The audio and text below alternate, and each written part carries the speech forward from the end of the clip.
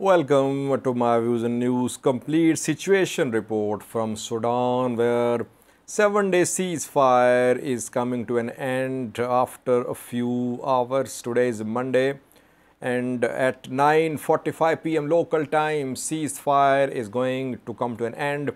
Will ceasefire be renewed? We'll have to see.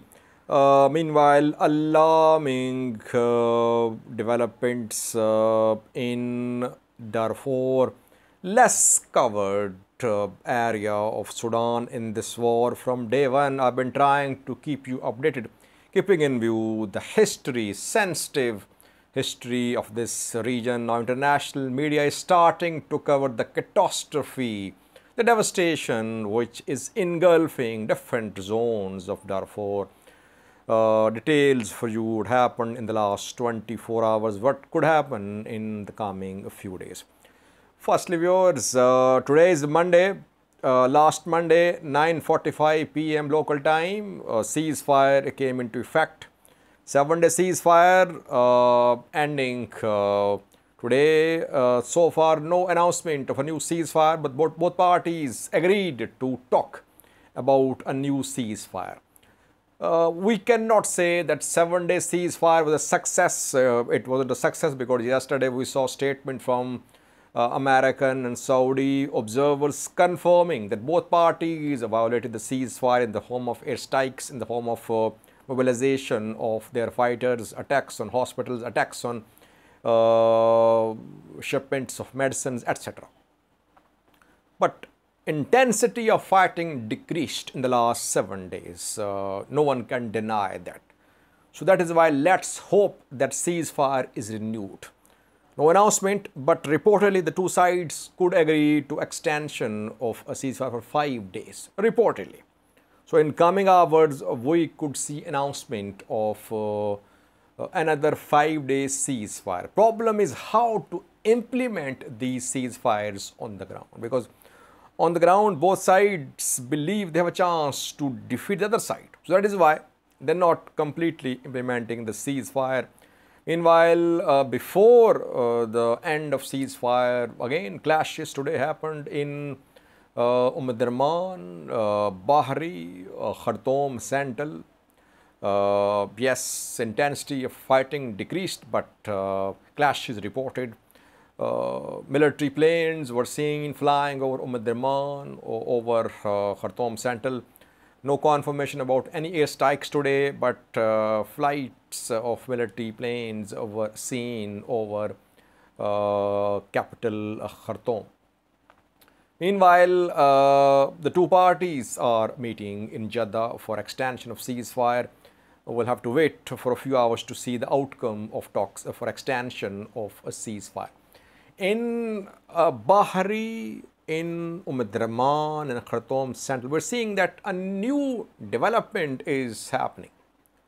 Locals are trying to protect their neighborhoods. They are erecting barricades, setting up barricades, they are digging trenches. Obviously, they are locals, civilians. So they want to stop fighters from entering their neighborhoods. I think mainly they're trying to stop RSF fighters, because rapid support forces are entering civilian neighborhoods. They're taking control of civilian areas. They are seizing properties by force. They are evicting civilians in some cases. They're using the areas as their bases. So that is why locals are joining hands. Videos, pictures are coming in from Darfun, from Bahri, showing hundreds of locals in some cases trying to dig trenches and establishing barricades. They just show there is no government. Locals are now trying to take matters into their own hands. And some voices are getting louder that locals should be armed. That is what Sudanese Minister of Defense said 2 days ago, that locals who are able to bear arms, they should arm themselves. But that would lead to another escalation. So far, locals trying to protect themselves by erecting barricades and digging trenches in Khartoum, Bahri, Darfun. Secondly, viewers, alarming developments in Darfur. International media is starting to cover Darfur. Their focus was mainly on Khartoum, capital, but now they are starting to report from Darfur. Entire villages have been destroyed due to fighting. Entire neighborhoods burnt. People have nothing to eat. In Al-Fashir, North Darfur, fighting reached a refugee camp, Abu Shok refugee camp.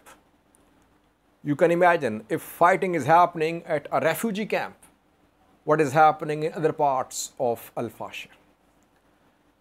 Tens of thousands displaced, nothing to eat, communication blackout in Al-Fashir. Today is day 4 since the start of new bout of violence in Al-Fashir. NGOs offices looted, aid organizations offices looted, hospitals looted.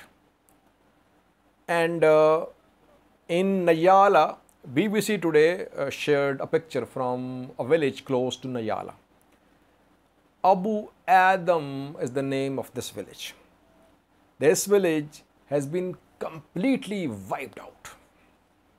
So you can imagine the destruction in South Darfur, North Darfur, Zalinji, Central Darfur, and Western Darfur. Western Darfur, Al Janina has been destroyed. Refugees who are entering Chad from Al Janina, they say that West Darfur is now a hell for civilians. Not only is fighting between RSF and Sudanese army, but ethnic militias, tribes are now becoming part of the fighting, especially in West Darfur in Al Janina. Arab, non-Arab violence of 2 decades ago is now resurfacing in Al Janina. And most sources are pointing fingers towards the rapid support forces. That mainly RSF fighters have ravished entire towns, looting properties, killing people, burning villages, attacking police stations, seizing weapons. So they are destroying the entire Darfur zone, it seems. And there are several players in Darfur, not just Sudanese army and rapid support forces. There are militias, there are local tribes. Some are supporting RSF, some are supporting Sudanese army, some are staying neutral. But all have been affected by this war. The ethnic color to this fighting in Al Janina will spread to Nyala, Al-Fashir. Though in Nyala, Al-Fashir, fighting is mainly between rapid support forces and Sudanese army. But if fighting continues, you will see more ethnic color added to these clashes, leading to bloodier, deadlier clashes in Darfur. Since there is communication blackout, so it means the areas are not accessible for aid organizations. No supplies can be sent to Darfur. One airport under RSF control of Nyala, they're not, so far we have not confirmed any arrival of flights on Nyala by organizations supporting the people. So only option for people in Darfur is to leave their homes. Empty-handed, they're trying to enter neighboring country Chad, where they are telling horrific stories of what happened to them, to their houses, to their relatives in Al Janina, in West Darfur, now in other parts of Darfur as well. Let's hope that this ceasefire is extended.